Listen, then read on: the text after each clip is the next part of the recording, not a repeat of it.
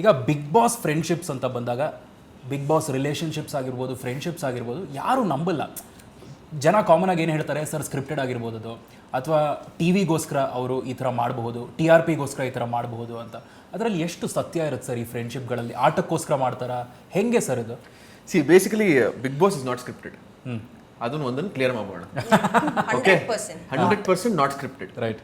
ನಾವ್ ಏನ್ ಬದುಕ್ತೀವಿ, ನಾವ್ ಏನ್ ಮಾತಾಡ್ತೀವಿ, ನಾವ್ ಏನ್ ಇರ್ತೀವಿ ಅದನ್ನ ಮಾತ್ರ ನಿಮಗೆ ತೋರ್ಸಕ್ ಸಾಧ್ಯ.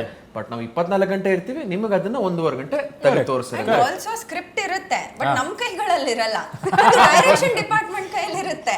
ಸೊ ಅವ್ರವ್ರು ಒಂದಷ್ಟು ಗೇಮ್ಸ್ ಪ್ಲಾನ್ ಮಾಡ್ಕೊಂಡಿರ್ತಾರೆ, ಅಥವಾ ಇವ್ರನ್ನ ಇಂತಿಂತ ಟೀಮ್ ಅಲ್ಲಿ ಹಾಕ್ಬೇಕು ಅಂತ ಪ್ಲಾನಿಂಗ್ ಅವ್ರು ಮಾಡ್ಕೊಂತಾರೆ. But we can't plan anything inside, you know, except for our game or strategy. Yeah, that's it. And nothing, ನಮ್ಗೇನೂ ಗೊತ್ತಿರಲ್ಲ ಅವ್ರು ನೆಕ್ಸ್ಟ್ ಏನ್ ಕೊಡ್ತಾರೆ, ನೆಕ್ಸ್ಟ್ ಏನಾಗುತ್ತೆ, ನೆಕ್ಸ್ಟ್ ಮೂಮೆಂಟ್ ಯಾರ ಜೊತೆಗೆ ಜಗಳ ಆಡ್ತೀವಿ, ನೆಕ್ಸ್ಟ್ ಮೂಮೆಂಟ್ ಯಾರ ಜೊತೆಗೆ ಫ್ರೆಂಡ್ಶಿಪ್ ಆಗುತ್ತೆ, ಏನೇನು ಗೊತ್ತಿರಲ್ಲ. It is all very very organic, very genuine, ಇದೆಲ್ಲ very much genuine. And also friendship ಬಗ್ಗೆ ಹೇಳ್ತಾ ಇದ್ರಿ ನೀವು. So I tell you something, ನಮ್ಗೆ ಎಲ್ಲಾ ಇರ್ಬೇಕಾದ್ರೆ, ಇವಾಗ ನನ್ ಕಾಫಿ ಬೇಕು ಅಂದ್ರೆ ಇವಾಗ ಕೇಳಿದ ತಕ್ಷಣ ಕಾಫಿ, ಇನ್ನೊಂದ್ ಬೇಕಂದ್ರೆ ಇನ್ನೊಂದು ಸಿಗುತ್ತೆ. ಬಿಗ್ ಬಾಸ್ ಅಲ್ಲಿ ಹಂಗಿರಲ್ಲ, ಎಲ್ಲದಕ್ಕೂ ಕೊರತೆ ಇರುತ್ತೆ. ನಿಮ್ಗೆ ಊಟ ತಿಂಡಿಗೂ ಕೊರತೆ ಇರುತ್ತೆ, ಕಿತ್ತಾಡ್ಬೇಕು ಎಲ್ಲದಕ್ಕೂ. So and emotionally you will be drained, you will not have friends. ಎಲ್ಲಾನು ಇವಾಗ ನೆಕ್ಸ್ಟ್ ಯಾರನ್ನ ವೋಟ್ ಔಟ್ ಮಾಡ್ಲಿ ಅಂತಾನೆ ಕಾಯ್ತಾ ಇರ್ತಾರೆ ನಿಮ್ಮ ಅಕ್ಕಪಕ್ಕ. ಸೊ ಹಂಗಿರ್ಬೇಕಾದ್ರೆ you are stressed mentally also.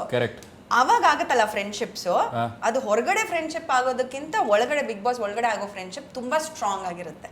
And ಅದನ್ನು ಗಿವನ್ ಮನಸ್ಥಿತಿ ತುಂಬಾ ಚೆನ್ನಾಗಿದ್ರೆ ಮಾತ್ರ. ಇಲ್ಲ, ನೀವು ಹೇಳದಾಗೆ ಕೆಲವೊಂದಷ್ಟು ಜನ ಸರ್ವೈವ್ ಆಗ್ಬೇಕು ಅಂತಾನೆ ಫ್ರೆಂಡ್ಶಿಪ್ ಮಾಡ್ಕೊಡೋರು ಇದಾರೆ, ಮಾಡ್ಕೊಂಡಿದ್ದಾರೆ, ನೋಡು ಇದೀವಿ, ನೀವು ನೋಡಿದಿರ.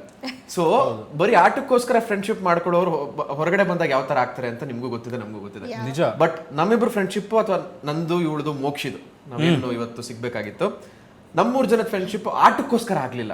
ನಾವು ಸರ್ವೈವ್ ಆಗ್ಬೇಕು, ಮುಂದಕ್ಕೆ ಹೋಗ್ಬೇಕು, ನಾವು ಒಂದು ಗ್ಯಾಂಗ್ ಕಟ್ಕೊಂಡು ಮುಂದಕ್ಕೆ ಹೋಗೋಣ, ಫಿನಾಲೆವರೆಗೂ ಹೋಗೋಣ, ಆ ರೀತಿ ಫ್ರೆಂಡ್ಶಿಪ್ ಆಗ್ಲೇ ಇಲ್ಲ. ನಮ್ದು ಫ್ರೆಂಡ್ಶಿಪ್ ಆಗಿದ್ದು ನಾವು ಆಟನ ಹೊರತುಪಡಿಸಿ ನಾವು 3 ಜನ ಆಟನ ಡಿಸ್ಕಸ್ ಮಾಡಿಲ್ಲ ಇವತ್ತವರೆಗೂ. ಬಿಗ್ ಬಾಸ್ ಒಳಗಿದ್ದಾಗ ಎಲ್ಲೋ ಇವಳು ಲೋ ಆಗ್ತಿದ್ದಾಗ ನಾನು ಬಂದು ಸಮಾಧಾನ ಮಾಡ್ತಾ ಇದ್ದೆ, ಎಲ್ಲೋ ನಾನು ಲೋ ಆಗ್ತಿದ್ದಾಗ ಮೋಕ್ಷಿ ಬರ್ತಾ ಇದ್ಲು.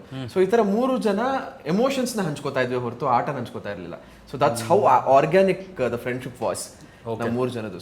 ಸೊ ಎಮೋಷನಲ್ ಬಾಂಡಿಂಗ್ ಇಂದ ಶುರು ಆಯ್ತು.